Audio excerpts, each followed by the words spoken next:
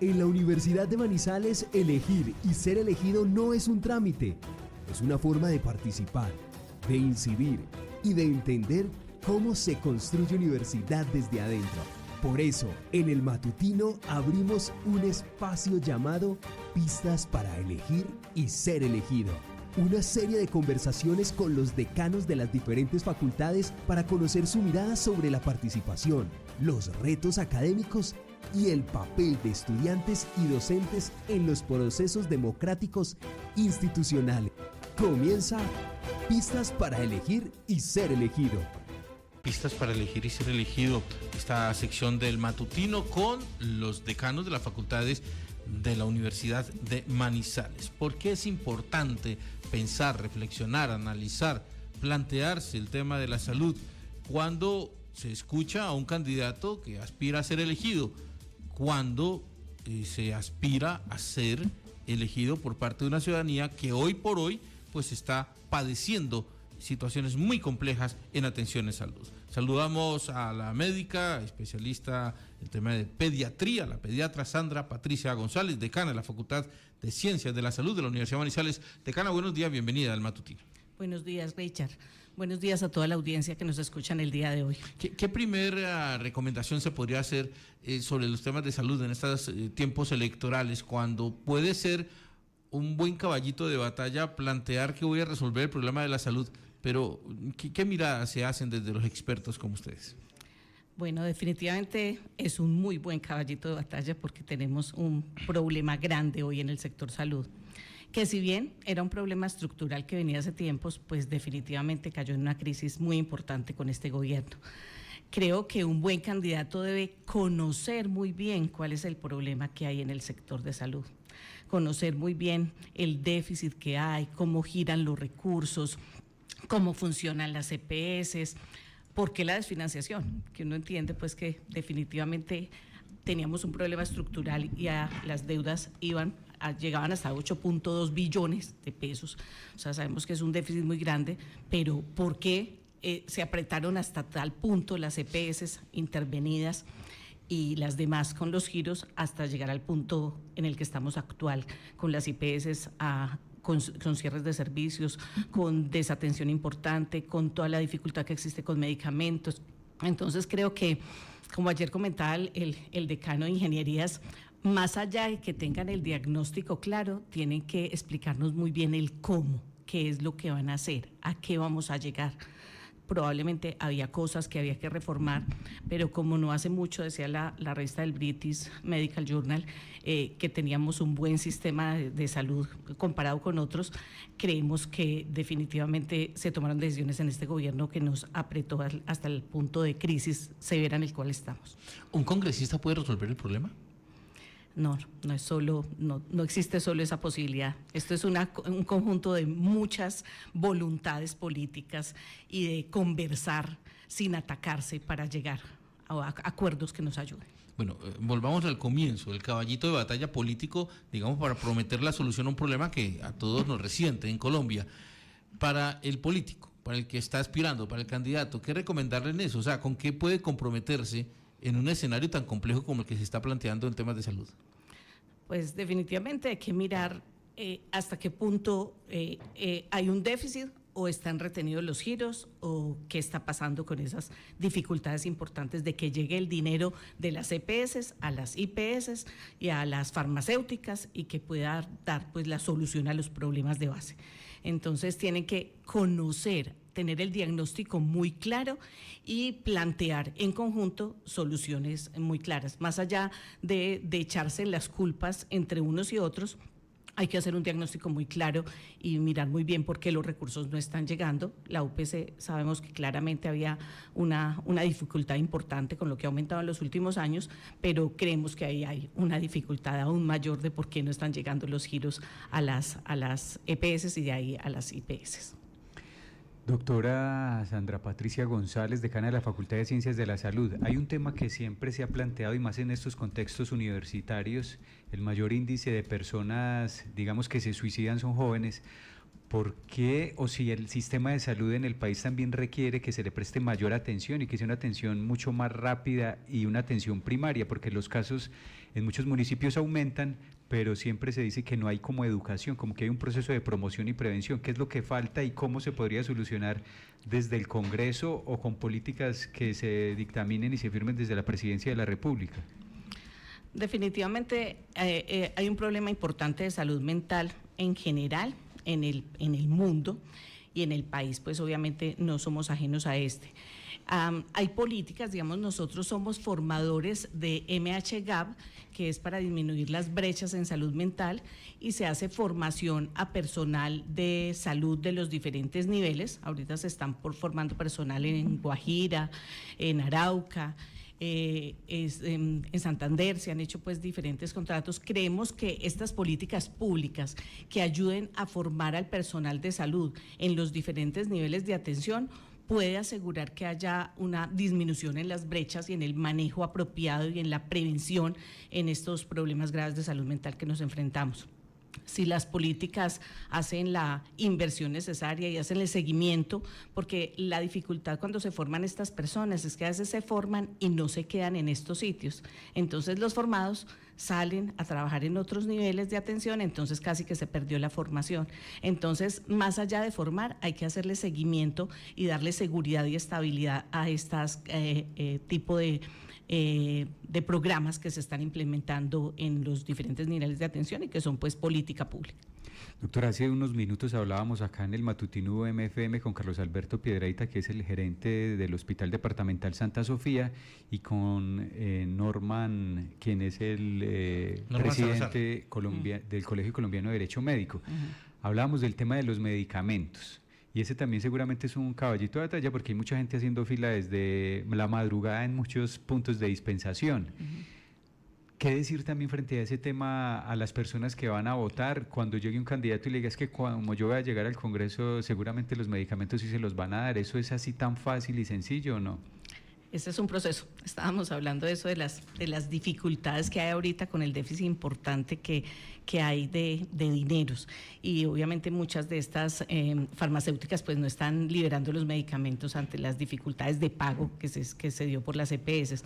Creo que es un proceso que se tiene que dar gradual, pero sí se tiene que trabajar definitivamente, mirar el problema estructural, dónde está y cómo se asegura que lleguen los recursos para facilitar esto. Porque hoy las instituciones, los servicios de urgencias están con una sobresaturación importante de pacientes, porque son pacientes con patologías crónicas que están siendo desatendidos de sus consultas de seguimiento y del abastecimiento de medicamentos. Entonces, sí, definitivamente es un punto muy importante en el que hay que trabajar, pero no es una solución que se va a dar de la noche a la mañana. Eso va a ser un proceso lento y yo creo que hay que mirar muy bien porque un candidato electoral de los diferentes congresos, de Cámara, de Senado y a la presidencia, no sabe de todo, pero hay que estar seguros que van a estar bien rodeados de personal que sí está preparado para ayudarles a tomar estas decisiones. Doctora, otro tema que se ha hablado durante todo este periodo de gobierno del señor Gustavo Petro es el tema de la reforma a la salud, ¿cierto? Y él habla de un tema, para los que no somos expertos en salud, del tema de promoción y prevención. Ese realmente debería ser el camino, porque a veces, digamos, parte de ese tema estructural con las EPS, lo que ha pasado, que al final el que se ha afectado es el usuario que muchas veces ni entiende cómo es que están determinando ese tipo de medidas. Ese es el camino, hacer, digamos, programas de promoción y prevención para reducir las enfermedades de alto costo y otros temas, digamos, que seguramente son costosos para el Estado. Obviamente siempre es mejor prevenir que curar. Obviamente, eso está claro. La dificultad es que hoy tenemos una población muy enferma, con muchas desventajas por las complicaciones que se han dado. Entonces, decir que nos vamos a dirigir eso cuando los enfermos están desatendidos de esa forma, pues obviamente no es posible. No podemos dejar de un lado la promoción y la prevención, siempre va a ser importante trabajar, que conozcan de determinantes sociales, que conozcan de programas de prevención para prevenir la enfermedad, pero obviamente no es suficiente porque hoy tenemos una población muy enferma con muchas dificultades que está siendo desatendida. y que requiere en forma urgente que se controlen sus patologías, que se le entreguen los medicamentos y que se le hagan los seguimientos por las diferentes especialidades.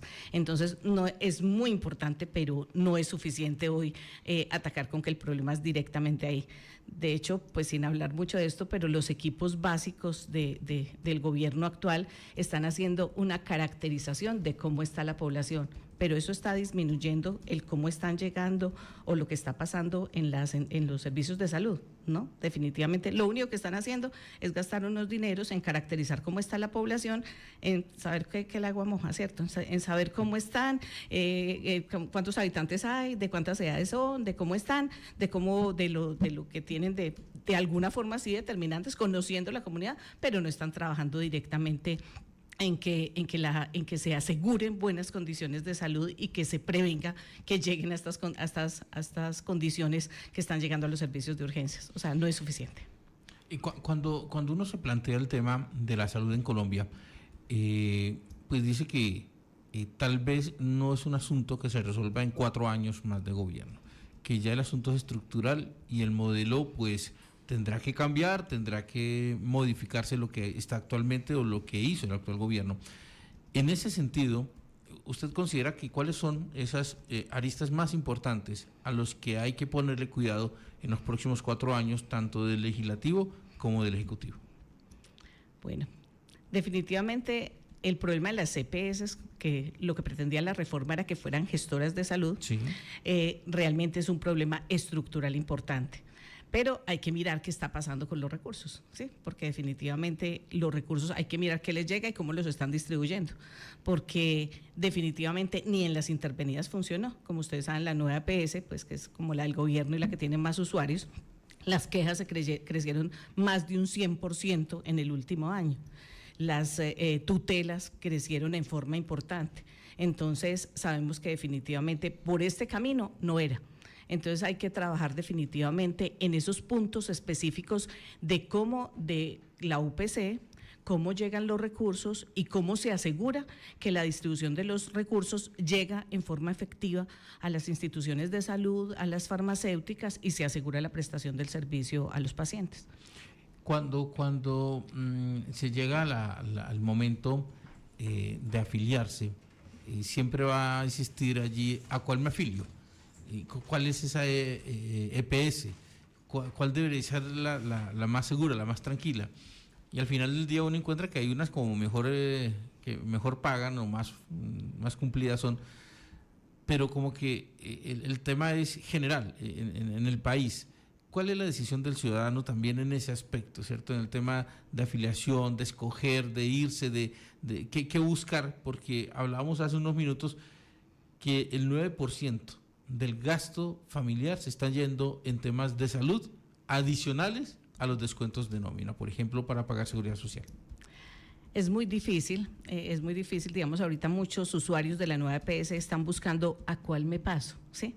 Entonces, digamos que hay algunas que han sido un poquito más juiciosas. Miren que a pesar de las dificultades y de que Sura le plantearon esa posición tan difícil que tuvo en un momento, se ha sostenido, ¿sí? Se ha sostenido, responden más o menos con los medicamentos, uno no escucha ya que haya tantas dificultades con las atenciones, cambian de un sitio al otro a veces el sitio de atención de las urgencias, pero en general los atienden. Entonces uno diría que hay algunas que dan alguna estabilidad. Sí. Sanitas, a pesar de que pasó eso, también se alcanzó a defender.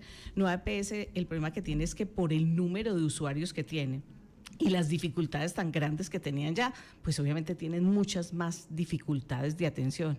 Entonces, decir que hay una segura, no, pues en la medida, si estos 11 millones de usuarios de la nueva EPS tuvieran que buscar ahorita a dónde irse, a la que se fuera, todas están prevenidas claro, que no los pueden recibir porque no tienen la capacidad para responder en forma eficiente. Entonces, es muy difícil. Ahora, a nivel de regiones, hay unas que funcionan mejor en una región que otra. Claro. Entonces, eso es también como una condición a tener en cuenta. Ya, sobre las enfermedades crónicas que no se están atendiendo debidamente porque los medicamentos no están llegando, ¿qué reflexión se hace desde la Escuela de Medicina? Bueno, es crítica. Ahí seguramente faltó mucho en estos programas de PIP, seguimiento, control, seguridad en la accesibilidad a la atención, y pues obviamente si ya no venían con este seguimiento y además les están limitando la entrega de sus medicamentos, pues obviamente tienen un riesgo mucho mayor de tener estas crisis que están teniendo hipertensos, diabéticos, pacientes con enfermedades huérfanas, como el caso que pasó con Kevin, con la hemofilia. Todas estas condiciones pues tienen un riesgo muchísimo mayor por la desatención que tienen. Desde la academia pues estamos muy preocupados. A nuestros estudiantes en los diferentes sitios de práctica les está tocando que ver. Ayer urgencias de Santa Sofía, no sé si el doctor Piedra te dijo, no alcancé a escuchar, pero habían más de 70 pacientes en urgencias sin condiciones adecuadas para atender. Entonces obviamente estamos viendo una crisis muy importante. Esto a los muchachos de todas maneras los enfrenta en la importancia de conocer de estos programas, de hacer un manejo adecuado de estos pacientes crónicos, y pues los enfrenta pues a la crisis que se genera cuando no hay atención adecuada y no hay seguimiento.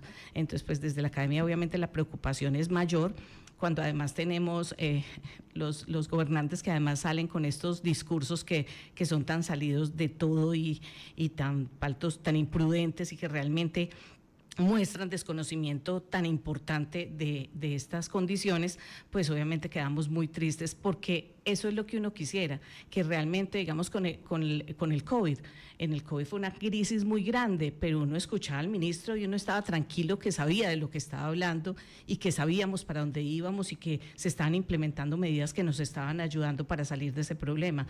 Hoy, donde nos cayera una crisis como el COVID, sabemos que quien nos representa y que quien está tomando las banderas ahorita de este gabinete definitivamente tiene dificultades grandes de conocimientos. Y le pregunto sobre el tema de las enfermedades crónicas, porque quiero como irme a otro asunto, y es que a quienes gobiernan, a quienes legislan, les toca trabajar en la seguridad alimentaria, en una buena alimentación, en la posibilidad del acceso a unas buenas condiciones de vida para evitar que las enfermedades crezcan, digamos, en su gravedad.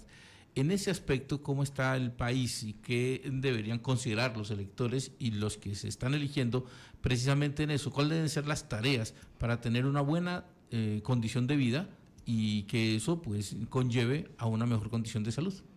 Bueno, esa parte de los determinantes sociales pues definitivamente impacta en forma importante para que se tomen medidas adecuadas. Entonces yo creo que un gobernante tiene que conocer realmente la realidad del país, de los territorios, de cómo estamos en la infraestructura, en la tecnología, en la atención en los diferentes niveles. Por decir algo, la telemedicina para estos niveles, para estos sitios distantes que a veces tienen dificultades de atención, sería una alternativa muy importante, pero en esos hospitales no hay la infraestructura, ni la tecnología, ni la forma para que los podamos apoyar desde los hospitales de referencia, desde los terceros, cuartos niveles de atención, para que realmente estos pacientes lleguen en mejores condiciones cuando sean remitidos. Entonces yo creo que tiene más allá, muy bien tienen que conocer el diagnóstico de realmente cómo están los territorios, cómo está el sistema en esos territorios, cómo están las vías de acceso, cómo están todas las condiciones que determinan la salud de la población, para poder tomar medidas que realmente impacten a la población. Yo creo que tienen que conocer y rodearse muy bien. Más allá de una persona, uno tiene que saber también detrás de ese candidato quiénes están, porque como les decía, un candidato por mucho que sepa no sabe de todos los sectores, entonces tiene que estar bien rodeado y no estar seguro que realmente va a estar rodeado de personal idóneo, profesional y con la capacitación suficiente para poder ejercer con una asesoría adecuada en los diferentes niveles de atención. ¿Qué tanto la mala alimentación genera las condiciones de salud de los colombianos, las malas condiciones de salud de los colombianos? Obviamente, si un paciente no tiene una nutrición adecuada, ya sea malnutrición por déficit o malnutrición por sobrenutrición, por sobrepeso o por obesidad, genera patologías asociadas, condiciones de inmunosupresión, enfermedades metabólicas, en los obesos, entonces diabetes, dislipidemias, hipertensión. Obviamente el no tener unas condiciones nutricionales adecuadas pone a los individuos en vulnerabilidad mayor de sufrir diferentes patologías crónicas en el caso de obesidad o patologías asociadas pues con las defensas y con las condiciones inmunológicas, si es un paciente que tiene déficit nutricional, pues una desnutrición. 8:18, estamos hablando con la decana del programa de la Facultad de Ciencias de la Salud de la Universidad de Manizales. Ricardo. Doctora, le corresponde a los gobiernos, congresistas, presidentes, alcaldes, generar políticas también sobre el tema de natalidad. ¿Eso es preocupante o no que se haya reducido, digamos, el número de nacimientos en el país? ¿Y es también, digamos, una medida que se podría implementar en los próximos años? ¿O cómo se vuelve a implementar eso de que es importante que nazcan más niños y niñas? ¿Sí es importante? ¿O si es importante o no? Pues yo soy pediatra, o sea que sí es preocupante que hayan disminuido los niños. Es el tema laboral. Está grave. Está grave para los pediatras. Esta situación sin la decanatura se pone grave, ¿cierto? Entonces, obviamente sí, es grave, es preocupante. También incluso en las universidades a largo plazo, pues de hecho tenemos que reinventarnos y vamos a tener menos jóvenes. Pero es difícil porque obviamente la gente hoy piensa de una manera diferente y ustedes saben que nuestros jóvenes son distintos, no les gusta nada que los ate, que los amarre, quieren estar saliendo a trabajar pues virtual, viajando constantemente. Entonces las condiciones de la población, y si además hay dificultades económicas tan importantes de estabilidad laboral, de cómo se ven en un futuro, pues obviamente los jóvenes están pensando diferente al respecto de tener hijos. Es mucho más fácil tener una mascota que lo que implica tener un hijo. Entonces creo que eso va mucho más allá que a medidas que tome el gobierno para propender por que tengan más hijos. Además que a veces las medidas que lo hacen digamos con población desplazada, que les dan un valor pues por cada hijo y eso a veces los pone en desventajas. Yo recuerdo mucho en alguna clínica en donde no hay nacimientos y cuando uno miraba eran 3, 4 nacimientos de venezolanos. Entonces, porque tenían unas condiciones diferentes. Entonces, creo que eso va más allá. Yo creo que el tener unas buenas condiciones de vida, unas condiciones laborales más estables, una formalización más de los jóvenes, de pronto asegura que ellos piensen a futuro que es una posibilidad el tener hijos. Y al mismo tiempo, doctora, esa forma del gobierno de tratar de incentivar el tener hijos, que si una mujer tiene un hijo le rebajan 50 semanas para la pensión, si tiene 2 hijos 100 semanas y hasta 3 hijos. Podría creer uno que repercute de alguna manera, pero pues según estamos viendo no. No, realmente yo creo que primero la población joven piensa distinto. Y fuera de eso no les asegura que tienen la forma de mantenerlos. Tener un hijo bien hoy cuesta mucho dinero. Entonces, definitivamente eso no asegura que van a tener las posibilidades pues que se pensionen antes. Si igual no tengo trabajo y si igual no tengo ninguna estabilidad, ninguna posibilidad, pues ¿qué me asegura pues el hecho de que me voy a pensionar unas semanas antes que esa es una alternativa adecuada? No, yo creo que el chip de los muchachos hoy ha cambiado mucho y que el país debe trabajar en asegurar mejores condiciones de vida, más oportunidades laborales, que los profesionales tengan más posibilidades y más incentivos para quedarse, porque además también muchos están buscando es la forma de irse.